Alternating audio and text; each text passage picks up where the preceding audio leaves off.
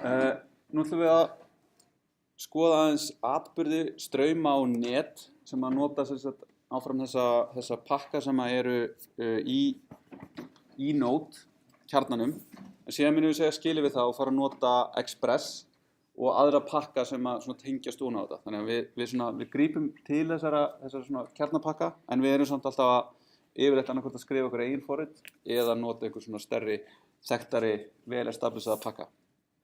En þegar við erum að vinna með kóða sem er asynchronous og er að gera svona hluti einhvern tímann og svona, þá þurfum við að vinna með events eða atburði, og það er alveg eins og á vefnum, þar sem við vorum með einhverja atburði sem gerist ef við klikkuðum á takka eða við scrolluðum eða við gerðum eitthvað, að þá þurfum við einhvern veginn að geta sagt hérna, þegar þetta gerist, þá vill ég að þetta hérna sé látið vita og að ég hérna geti keyrt okkur kóða.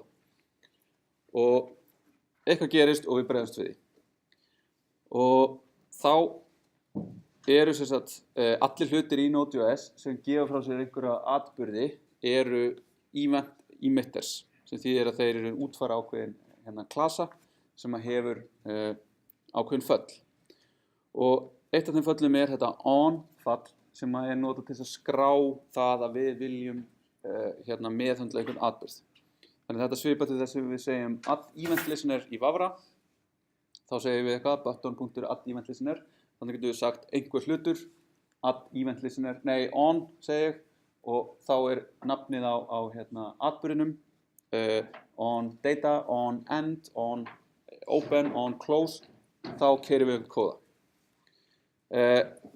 Þannig að svona gætum við, ef við sækjum einhvern event emitter, eða búum bara til einfaldasta event emitter sem gerir ekki neitt, þá getum við sagt emitter.on einhver event, og þá fáum við callback fallið okkar sem keyrir þegar þessi event á sér stað. Þetta er bara, svona er API-ið, en við getum ekki gert þetta, því að event emitterinn sem sjálfur, bara einn og sér, hann emittar engu fyrir að búið að útfæran, extendan.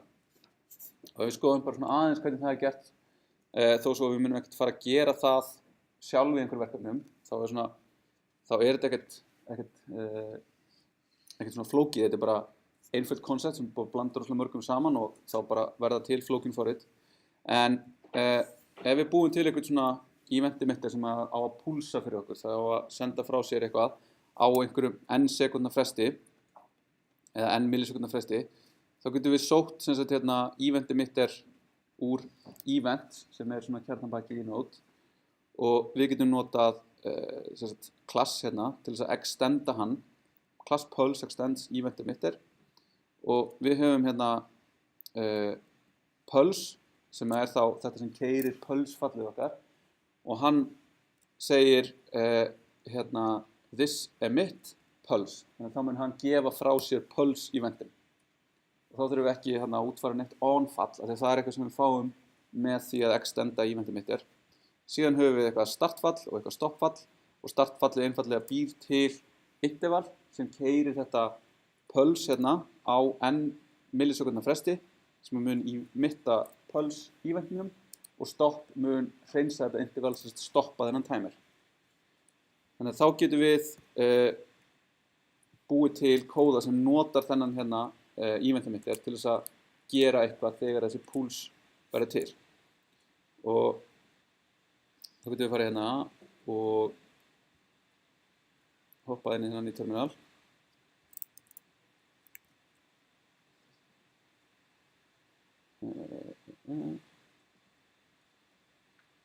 Þannig að þá er þetta sami kóðinn, start, stop, og síðan núna ef þetta væri forritið okkar sem er að nota þennan pakka, þá myndum við getum sagt new pulse, þá fáum við þennan pulse hlut, og síðan segjum við bara einhverja breytu sem ætlar að pakka hvað er að gerast og hversu ofta gerist, og svo ætlum við að segja þegar þessi pulse emittar pulse í vektinum, þá ætlum við að keyra yfir kóða, við segjum bara eitthvað pulse númer eitthvað, og þegar við erum komin á fjórða pulse, þá ætlum við að stoppa.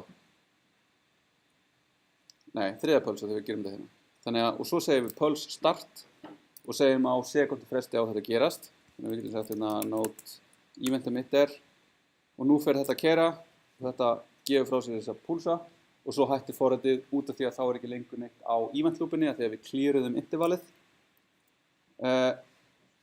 og forritið hættir. En hérna þetta pattern hérna er það sem við munum nota á fleiri stöðum. Að þegar eitthvað gerist, þegar pulse gerist, þá keyra þennan hérna kóða.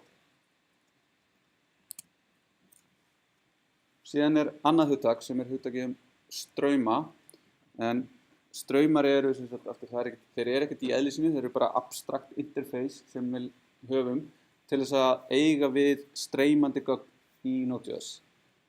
Og þá eru margar mismunandi leiðir sem við getum lent í að vera með einhverja strauma. Við getum strengt skrám af disk hjá okkur eða strengt skrá í gegnum network og við getum strengt þeim síðan áfram. Við getum strengt þeim áfram ef við erum einhver server. Þá getum við lesið strengt einhverju skjali eða disk og strengt því áfram til notanda eða við getum strengt því áfram í standard out þannig að notandi getur lesið eitthvað og svo getum við verið bæði með lesanlega eða skrifanlega strauma, þannig að ég get verið að lesa skrá af disk og senda eitthvað áfram eða ég get verið að taka við einhverjum gögnum og skrifa þau í straum sem að mun þá skrifa í eitthvað skjal á disk eða ég get skrifað í straum sem að mun síðan fara áfram til einhvers notanda á einhverju vefþjón sem að mun síðan sjá þau gögn.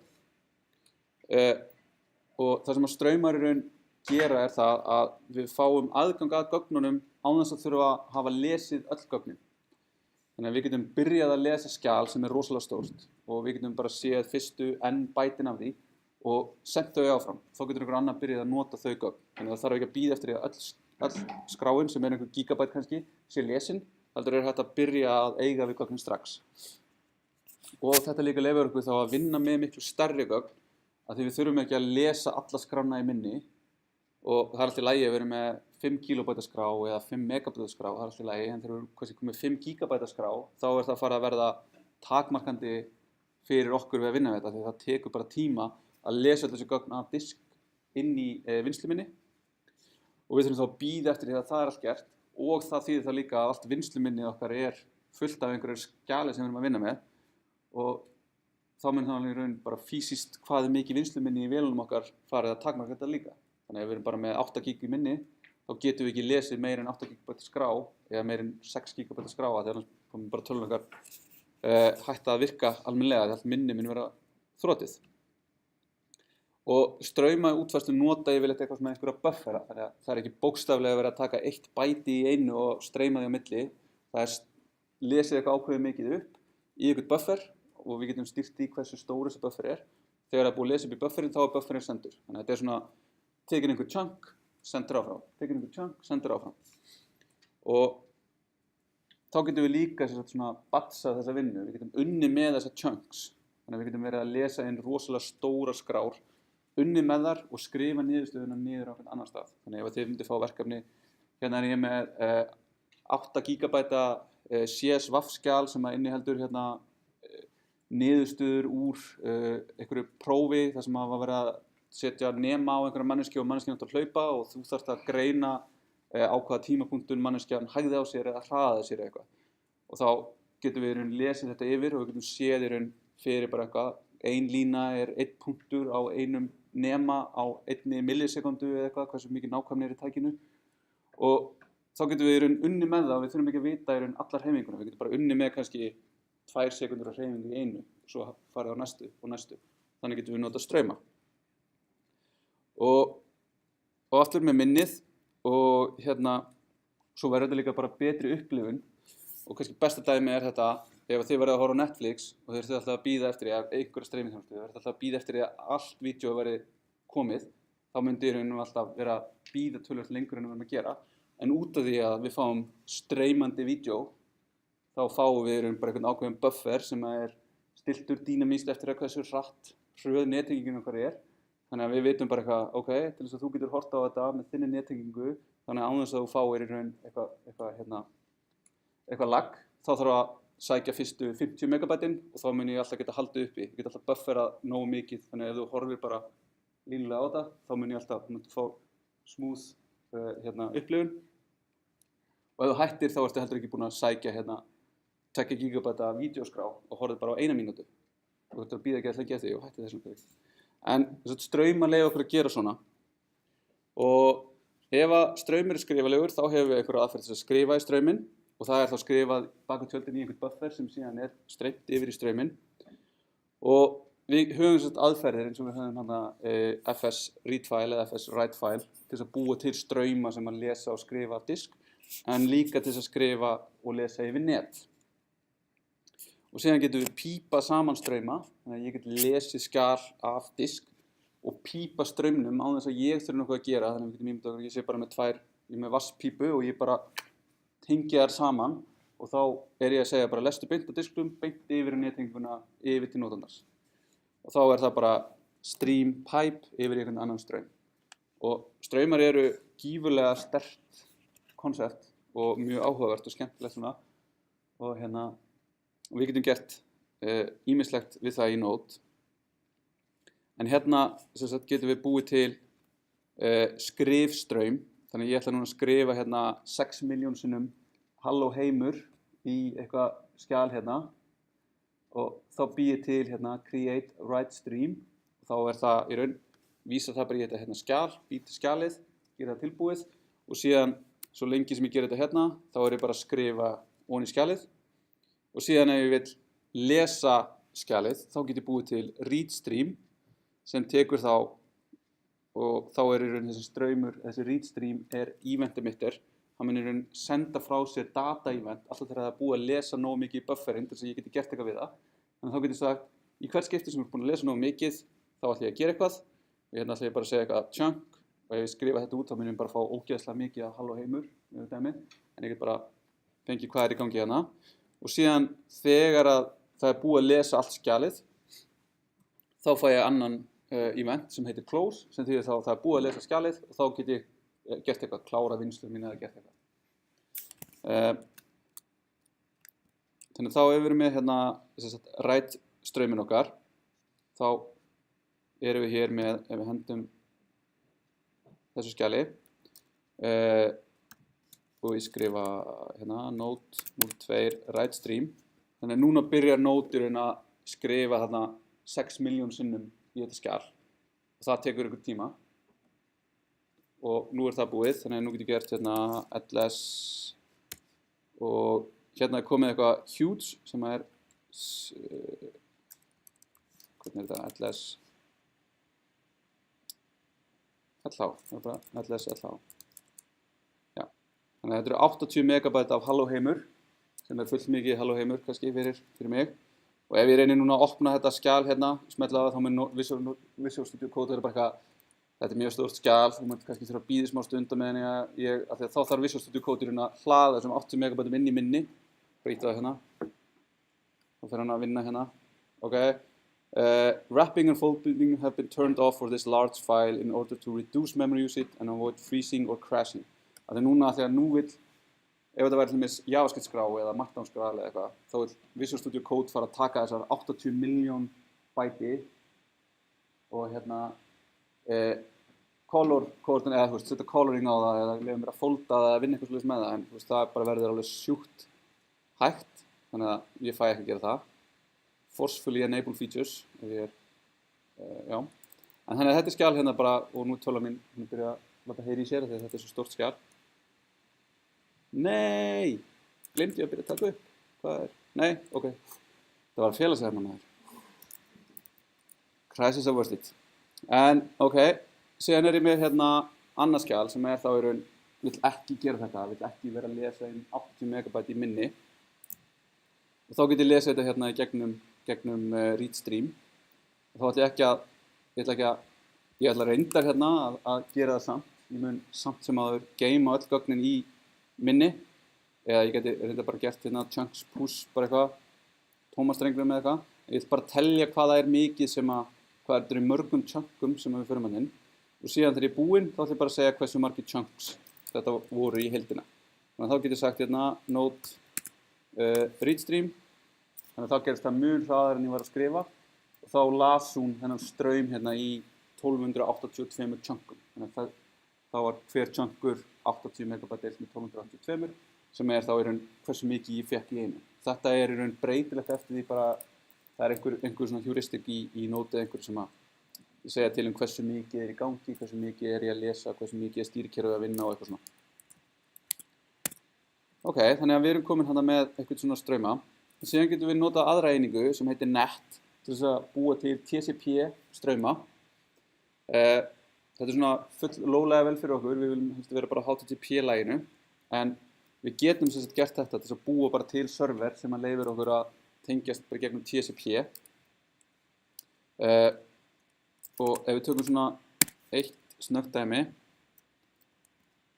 þá hérna sem sagt TCP server sem að við getum opnað TCP sem sagt tengingu með Telnet client til dæmis. Þá getum við kallað henni Telnet localhost 9000 með þetta hérna. En þá gerum við hérna, við búum til einhvern server og síðan mun bara þessi server keyra. Þannig að hann mun bara húka sig inn á event loopana og vera bara að bíða eftir að fá eitthvað að gerast. Og þá getum við sagt, ef það kemur connection sem þýðir þá að einhver opnar tengingu við hennar server, þá ætlum við að keyra hérna kóða. Við ætlum að hérna við ætlum að biðja eitthvað nafn. Nei, við ætlum að búa til nafn sem bara út frá því hvað þessi client er. Við ætlum að segja hi, við ætlum að skrifa í strauminn sem þá straumurinn til clientsins. Þegar við fáum hérna client hérna, þannig að ég tengist í serverinn, ég skrifa eitthvað, serverinn skrifar eitthvað. Og ef ég skrifa til serversins, clientinn veitir mér data, þá ætla ég sem server að finna alla clients hérna sem ég er búinn að pússa hérna á eitthvað fylki. Hérna. Þá ætla ég að skrifa til þeirra allara client eitthvað name sagði þetta. Þannig að ég hef búið til ömurlega útgáfu af yrkinu eða Slack. Þannig að núna starta ég sem server hérna og núna bara keyrir hann. Þannig að ef ég fer núna í annan terminalglugga hérna og ég segi telnet localhost 9000. Þannig að núna ég búinn að tengjast sem annar client við þetta.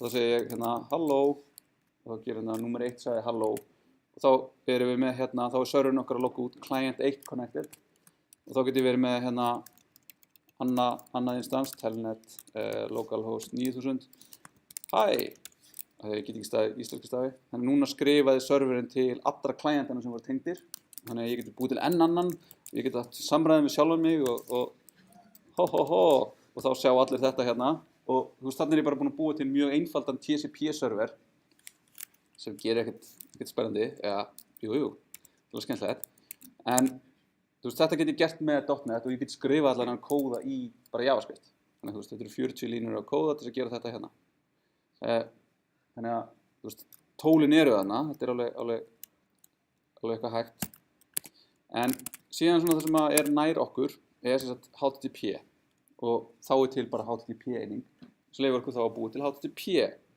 þjón og það er sem sagt mikill stuðningur við HTTP staðalinn í Node og hann sem sagt Node styður strauma í samskiptum hérna. Hérna er mjög góð grein frá Node sem gefur bara svona grunn hugmynd þegar maður veit hvernig HTTP virkar svona sirkabát, hvernig þetta er gert og hvað við getum gert í Node. Ég mun taka dæmi sem er byggt á þessu eftir. En svona getum við búið bara til okkar fyrsta HTTP server og hann mun vera hérna á 127.001 sem er IP-tala sem er tekin og er túlkuð sem localhost, sem er vélinn sem við erum á porti 3000. Þannig þá segum við hérna eins og við erum að bara create server í gegnum net, þá er þetta bara HTTP create server og svo aftur bara það kemur einhver request á serverin okkar, þá fáum við request hlut og response hlut sem er yfirleitt túlkuð hérna sem rec og res og það er að request hluturinn er HTTP requestið og response hluturinn er HTTP responsið. Þannig að við getum séð hvað vildi sá sem hann opnaði requesti til okkar, hvað vildi hann, hvernig client, hvað var hann að biðja hvaða slóð var hann að biðja eitthvað svona. Og svo við sem server, við segjum hérna 200 er statuskóðin, sem er 200 OK, content típan er text plain og við ætlum að skrifa hello world. Og þetta munir við bara senda til clientsins, þá bara hér er textaskráin hello world.